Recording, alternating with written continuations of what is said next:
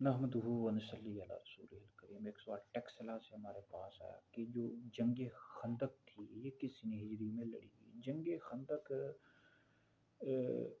4 یا 5 ہجری میں لڑی گئی ہے، شوال المکرم کے مہینے میں۔ بہت بڑی جنگ تھی، اور اس میں جو مشرکین مکہ تھے انہوں نے یہودیوں کو بھی اپنے ساتھ ملا لیا تھا، کئی قبائل کو ملا لیا تھا اپنے ساتھ۔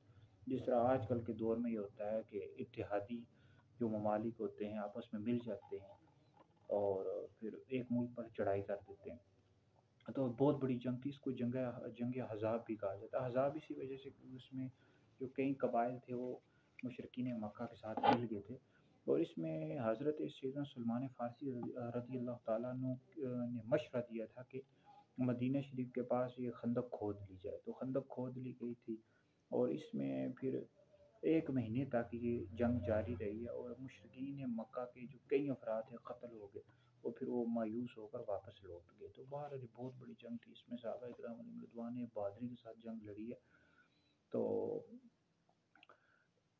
تو یہ جو جنگ تھی یہ 4 یا 5 ہجری میں شوال کے مہینے میں لڑی گئی تھی۔ اس کا جو ذکر ہے جنگ کا سورۃ الاحزاب میں موجود ہے۔ اگر آپ نے مزید مطالعہ کرنا ہو تو آپ جو تفاسیر ہیں ان میں تفسیر خازن میں، اس طرح تفسیر نعیمی میں، اور دیگر جو تفاسیر ہیں ان میں مطالعہ کر سکتے ہیں۔ تاریخ کی کتابیں، تاریخ طبری وغیرہ میں بھی موجود ہے، وہاں مطالعہ آپ کر لیں۔